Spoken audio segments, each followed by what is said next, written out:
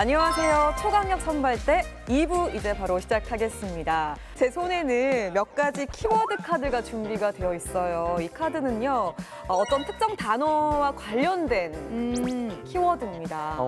자, 그럼 첫 번째 키워드 바로 만나볼까요? 여유? 네. 여유입니다. 네. 여유 너무 추상적이죠? 포괄적이에요. 그러게요. 자, 이걸로는 안 될 것 같아서 하나 더 붙여볼게요. 제가 네. 두 번째, 잘 보이시나요? 우리 이거 뭐 뱃살, 뭐 팔뚝살, 아, 그 그쵸, 살인가요? 그쵸. 네, 그런 건가? 살이에요, 살. 어. 어떤 거요? 지방. 오. 약간 언어 유희처럼. 어. 지방 바로 맞히셨어요. 사실 키워드 맞아요. 카드가 두 개가 싱겁다. 더 있는데 일단 두 가지 한번 더 볼게요. 충청도 그리고 충청도. 마지막에는 격차. 네.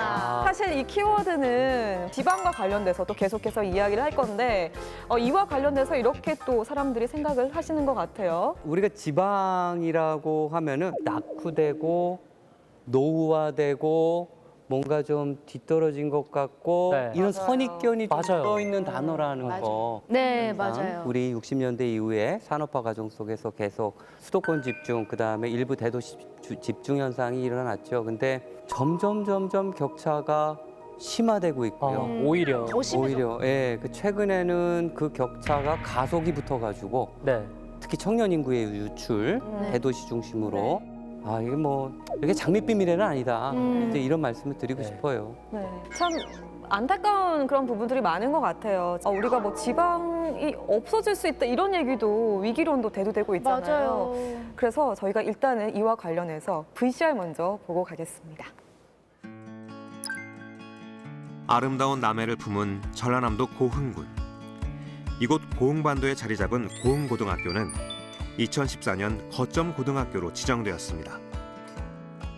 2012년부터 전남 소재 고등학교를 대상으로 추진하고 있는 사업 중 하나인 거점 고등학교는 학생 수가 급감하면서 발생된 문제를 해결하기 위해 과수학교 통폐합을 통해 단일 학교당 규모를 늘리고 시설 확충 등 다양한 지원을 하고 있습니다.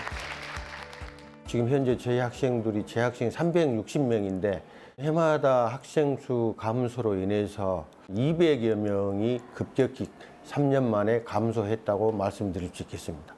지방 인구 감소와 함께 줄어드는 학생 수는 이제 한 학교만의 문제가 아니며 해결을 위한 노력이 절실하게 필요해졌습니다. 2022년 현재 31만 명에서 2022년 현재 21만 명으로 약 10만 명의 학생이 줄었습니다. 지역의 이 학교들이 없어지면 지역 침체하고 연결되기 때문에 가급적이면 이 작은 학교들을 많이 살리려고 이어가려고 노력하고 있습니다. 수도권에 비해 더딘 지방의 발전은 젊은 세대의 유출로 이어지고 인구 감소는 저출산의 원인으로 이어집니다. 학령 인구 감소는 곧 고령화 사회로 접어들게 되었고 지역민의 상실감은 물론 지역사회로의 침체로까지 이어지게 되었습니다. 영화관도 하나밖에 없고 도서관도 청소년 도서관 쬐까는 거 하나밖에 없고 약간 뭔가 있긴 있는데 부족한 느낌이라 학원, 그리고 뭐 선생님, 그리고 자료 이런 부분에서 가장 차이를 느끼는 것 같아요. 일단 서울을 가봐야 알겠지만 젊을 때는 다시 내려올 생각은 없어요. 지방을 떠나려는 움직임은 취업을 앞둔 대학생들에게서 더 뚜렷하게 보이고 있습니다. 지방대학 간호학과 3학년에 재학 중인 조준희 씨. 환자들에게 든든한 힘이 되어주는 간호사가 되는 것이 준희 씨의 꿈인데 평생 살아온 고향에선 그 꿈을 이루기가 쉽지 않습니다. 간호학과를 졸업하고 나서 대학원을 진학하려고 생각하고 있어요. 근데 안동대학교뿐만 아니라 지역에는 대학원이 잘 설치가 돼 있지 않아요. 그래서 대학병원이 있는 곳, 뭐 서울, 수도권, 경기권에 가야만 좋은 대학원에 갈 수 있고 전국의 상급 종합병원 절반이 서울과 수도권에 몰려 있습니다. 지방의 간호학과 학생들이 실습이나 취업에 있어서 아쉬움을 느끼는 부분 중에 하나입니다. 고향에서 지내기 때문에 아는 사람도 많고 마음도 편하다는 준희 씨. 하지만 준희 씨의 꿈을 펼치기에는 부족한 부분들이 너무도 많은 현실입니다. 그렇다면 지방 대도시의 경우는 어떨까? 우리나라 제2의 수도라 불리는 대도시 부산도 같은 문제를 안고 있습니다. 정보컴퓨터공학과 4학년에 재학 중인 박예린 씨. 취업을 준비해야 하는 때가 다가오면서 예린 씨는 자신이 갈림길에 서 있음을 알 수 있었습니다.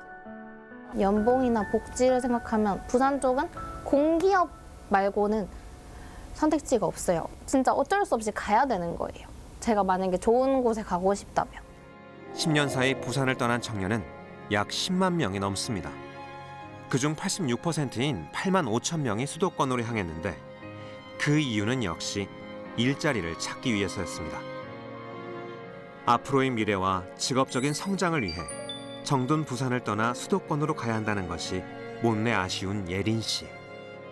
어쩔 수 없이 격차는 나겠지만 그 격차가 어느 정도 줄어든다면 굳이 안 떠나도 될 것 같다. 부산에 남아있어도 될 것 같다고 생각해요. 미래를 꿈꿀 수 있는 토대만 있다면 자신이 있는 곳을 떠나지 않겠다는 지역의 청년들. 앞으로 우리의 지방에 마련되어야 할 것은 무엇일까? 네. 네, 영상을 보니까 참 심각하다 이런 생각이 네. 드는 것 같아요. 자꾸 서울로 가려는 이유가 청년들이 아마 이해하실 수 있을 것 같아요. 자신의 역량을 강화할 수 있는 공간. 그 공간으로 자꾸 이주를 하려고 그러는 거죠. 그럼 그 공간의 조건은 무엇이냐? 다양한 전문가들을 아주 쉽게 편안한 상태에서 만날 수 있는 환경. 그러니까 서울이란 공간이 대한민국에서 이제 그런 기회의 가능성이 제일 보장되어 있는 공간이기 때문에 젊은 인구들이 많이 모이고 있다라는 거고요. 그래서 제가 이제 반복하건대 그런 서울과 같은 융복합되고 압축적인 환경을 지역에 만들어서 어느 정도 격차를 좀 이렇게 보정을 해줘야 그런 혁신 인재들이 선호하는 공간이 되고 또 그런 인재들을 쫓아서 기업이 또 이전을 하고 또 이런 선순환 구조를 만들어야지 되지 않을까 이제 이런 생각을 하고 있는 거죠. 얘가 물론 수도권이긴 하지만 이제 판교에 IT 관련된 회사들이 많이 모였잖아요. 이제 그런 부분들이 좀 더 이제 초광역 지방으로 넓혀져 나가서 그 특성화가 돼야지 확실히 문제가 해결될 것 같아요. 잘 보시면요, 그 판교가 강남이랑 상당히 가까워요. 맞아요. 그렇죠. 판교는 일자리 중심으로 굉장히 빠르게 성장을 했고 주변 지역의 주거, 그 다음에 강남의 문화, 교육 이런 것들랑 융복합 연계되면서 이쪽 지역이 점점 강해지는 그러니까 수도권의 동남부 지역이 그런 현상이 벌어지고 있는 거죠. 그거의 핵심은 일자리다라는 거예요. 청년들한테. 일자리를 중심으로 교육이 연계되고 그 다음에 그 사는 정주 공간이 연계되고 문화 공간, 상업 공간이 연계되고 이렇게 뭐 연계되는 것들을 패키지화 시켜가지고 하나의 공간적 그릇을 만들어줘야 된다라는 거. 그래서 지역 내에서 이런 움직임이 있는 거예요. 우리도 좀 힘을 모으자. 내부적으로. 네. 내부적으로 여러 군데서 지금 진행이 되고 있는데 이런 충청권, 그다음에 세종대전 거기서 하나가 또 움직임이 있고요. 또 하나는 광주 전남 지역, 그다음에 대구 경북 지역, 그다음에 부산 울산 경남 묶여진 부울경 지역. 이 중에서 가장 진도가 빠른 곳은 지금 부울경 지역에서 조금 더 계획이 지금 구체화돼 가지고 나오는 것 같아요. 그래서 지금 어떻게 보면 지방의 현재 상황을 우리가 함께 이야기를 나눠봤고 이것을 좀 타파할 수 있는 방법이 지방에서 자생적으로 스스로 좀 움직임이 지금 보이고 있는 것이 바로 초광역 협력 프로젝트다라고 해주셨는데 이와 관련해서 저희 VCR 한번 보고 오겠습니다. 그렇다면 초강력 협력은 지금 어떻게 추진되고 있을까요? 정부는 부울경 특별지자체가 우리 정부 임기 안에 출범하고 선도적 초강력 협력 모델로 나아갈 수 있도록 최대한 지원하겠습니다. 서울을 비롯한 수도권으로 인구가 몰리면서 지방의 위험 신호는 점차 커지고 있습니다. 위기를 극복하기 위한 방법, 초강력 프로젝트. 그중 선두주자로 나선 곳이 부산, 울산, 경남이 힘을 합치게 된 부울경 메가시티입니다. 약 800만 명의 인구와 총 생산액이 약 276조 원에 달하게 될 것으로 기대하고 있습니다. 그런데 초강력 프로젝트가 성공하기 위해선 필수적인 조건이 있습니다. 그것은 바로 이것. 각 지역을 하나로 잇는 교통망 형성이 필수인 초강력 프로젝트. 부울경 메가시티 역시 교통망 확보에 심혈을 기울였습니다. 그리고 지난해 12월 울산과 부산을 잇는 광역전철이 개통됐습니다. 사람들이 확실히 전보다 더 편하고 빠르게 많이 다니는 것 같아요. 여러 지역 가기 쉬워지면 상권도 발전할 수 있겠네요. 시간 단축과 편리함에 개통 한 달 만에 약 135만 명이 이용하는 큰 호응을 얻었습니다. 이러한 교통망 개선을 위한 사업은 현재 여러 방면에서 진행되고 있습니다. 초강력 프로젝트의 일환 중 하나로 건설되는 도로망이 이어진다면 어떤 효과를 기대할 수 있는 것일까? 국민들이 전국 어디에서나 30분 이내에 간선도로망을 이용할 수 있어 보다 편리하고 안전하게 도로를 이용할 것으로 판단됩니다. 이러한 일환으로 함양-울산 고속도로도 지금 현재 건설 중에 있습니다. 본도로가 개통되게 된다면 연간 한 8,300억 원의 물류비용 절감도 기대하고 있습니다. 부울경 메가시티를 1시간 생활권으로 이어줄 도로망 건설. 세로로 이어지는 여러 고속도로와의 접점으로 어디서든 이동이 용이할 수 있도록 할 계획입니다. 함양, 울산 고속국도 역시 각 구간별로 건설 중이며 2024년 최종 개통을 목표로 최선을 다해 힘쓰고 있습니다. 동해안 광역전철과 함양, 울산 간 고속국도 건설 외에도 마산과 부산을 잇는 복산전철 역시 이동 시간을 줄이는데 큰 역할을 할 것으로 기대하고 있습니다. 교통망의 완성은 곧 하나의 경제 공동체가 될 것이고 부산, 울산, 창원, 진주 4대 거점 도시 중심으로 미래 신산업을 육성할 수 있는 토대가 마련됩니다. 또한 동북아 물류 플랫폼으로의 성장과 함께 무역, 관광 등 국제 교류의 중심지로 발돋움하며 각종 수익 창출에도 큰 기회가 열릴 것을 기대할 수 있습니다. 미래 동북아의 허브가 될 부울경 메가시티. 빛나는 미래 중심지로의 성장이 현재의 위기를 극복할 수 있는 원동력이 되고 있습니다.